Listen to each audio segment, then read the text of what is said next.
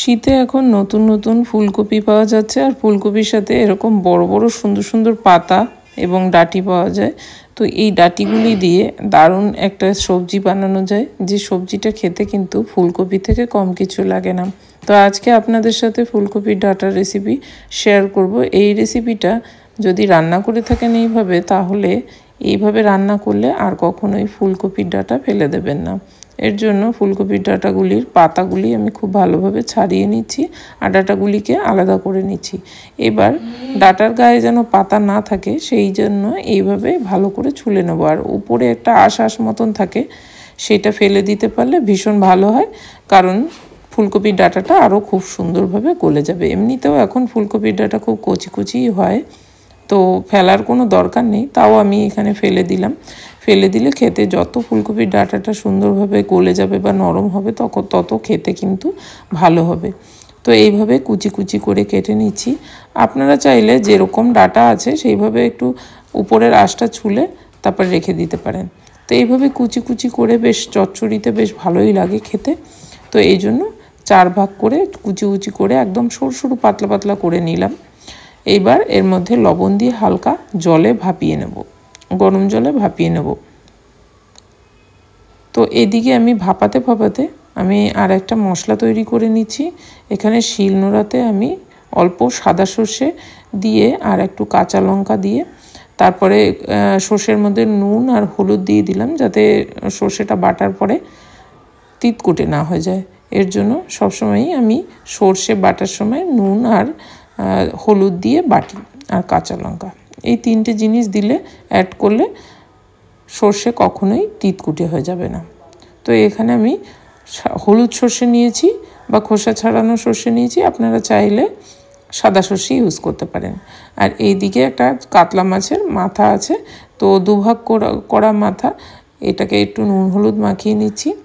আজকে এই মাথা দিয়েই চচ্চড়িটা হবে। আর এই কাতলা মাছের মাথা দিয়ে বা যে কোনো মাছের, জ্যান্ত মাছের মাথা দিয়ে চচ্চড়ি, এই ফুলকপি ডাঁটার যে চচ্চড়িটা খেতে ভীষণ ভালো হয়। এটা নিরামিষভাবেও আপনারা চাইলে বানাতে পারেন। সেক্ষেত্রে আপনারা এই কাতলা মাছের মাথা বা মাছ কোনো রকম পেঁয়াজ রসুন অ্যাড না করলেও চলবে, শুধু যে মশলাগুলি দিচ্ছি সেইগুলি দিয়ে আপনারা করতে পারেন। তো এখানে মাছটাকে খুব ভালো করে, মাথাটাকে খুব ভালো করে ভেজে নেব। খুব ভালো করে ভেঙে চুড়েও ভেজে নিচ্ছি, যাতে মাছের মাথার আষ্টে গন্ধটা চলে যায়। এরপর এর মধ্যেই দিয়ে দিলাম পেঁয়াজ। পেঁয়াজটাও ভাজা হতে হতে মাছের মাথাটা আরও সুন্দরভাবে ভাজা হয়ে যাবে। মাছের মাথা যত সুন্দরভাবে ভাজা যায় তত তরকারি কিন্তু খেতে ভালো হয়। এবারে এখানে বেশ একটু সরু সরু করে কাটা আলুও দিয়ে দিলাম। যেহেতু ফুলকপির ডাঁটাটা আমরা ভাপিয়ে নিচ্ছি, আগের থেকে সেদ্ধ করা থাকবে, এই জন্য আলুটা আর বেশ মোটা করে দিলাম না। আর আলুটা দিলে যে এই চচ্চড়িটা বেশ একটু গামাখা হবে, তো এই জন্য আলুটা দিলে বেশ ভালো হবে। এবার দিয়ে দিলাম স্বাদ মতন লবণ আর ছোটো চামচের 1 চামচ হলুদ দিয়ে আবারও একটু নাড়াচাড়া করব। ফুলকপির ডাঁটাগুলিকে বেশ ভালো করে এর সাথে মশলার সাথে কষিয়ে নেব। এবার আমি এর মধ্যে দিয়ে দিচ্ছি জিরা গুঁড়ি। জিরা গুঁড়ি দিতে হবে এখানে, ধনে গুঁড়ি কিন্তু অ্যাড করছি না। তো জিরা গুঁড়ি দিয়ে আবার একটু নাড়িয়ে নিচ্ছি। এই চচ্চড়িতে খুব বেশি মশলাপাতির দরকার নেই, খুব বেশি মশলাপাতি দিলে চচ্চড়িটা কিন্তু খেতে ভালো হবে না। এরপর ওই শিলনোড়ায় বাটা যে সর্ষে বাটাটা সেটা দিয়ে দিলাম, একটু জল মিক্স করে দিলাম, যাতে এটা ভাজার সময় তিতকুটে হয়ে না যায়। তো সর্ষে বাটার সময় সবসময় মশলা কষানোর সময় সর্ষে বাটাটা মশলার মধ্যে দিয়ে কষানোর সময় একটু জল অ্যাড করেই তারপরে আমি কষিয়ে থাকি।